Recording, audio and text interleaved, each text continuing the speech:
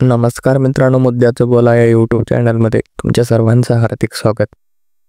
दशम हिंद केसरी बकासूर याची कीर्ती तर आपल्याला माहितीच आहे.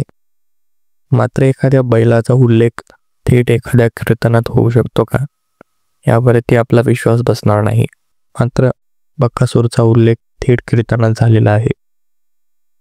विजय महाराज बडे पाटील हे एक युवा कीर्तनकार आहेत आणि त्यांनी थेट बकासूरचा उल्लेख हा आपल्या कीर्तनात केला. बकासूर हा दशम हिंद केसरी आहे. त्याचबरोबर असं कुठलंही मैदान नाही की ज्याने ते गाजवलं नाही.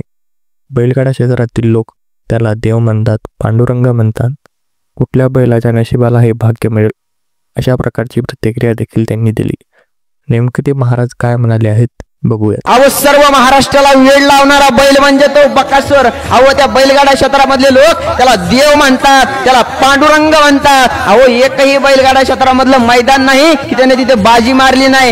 एकही बैलगाडा मधला माणूस नाही, व्यक्ती नाही की त्याला ओळखत नाही. एवढा बैलगाडा क्षेत्रामध्ये लोक त्या बकासूरवर प्रेम करतात. त्या बकासूरनं अख्ख्या महाराष्ट्राला, अख्ख्या बैलगाडा क्षेत्रातल्या लोकांना वेळ लावून सोडलंय महाराज. एवढा सर्वश्रेष्ठ बैल म्हणजे तर तो बक्या महाराज, तो बकासूर आहे. लोक काय म्हणतात ठाऊक, तुझं वेळ लागले म्हणे मला.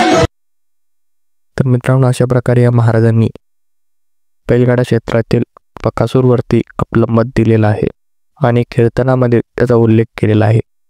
बकासूर संदर्भात आपल्याला काय वाटतं हे देखील आम्हाला कमेंट बॉक्समध्ये नक्की सांगा. मनपूर्वक धन्यवाद.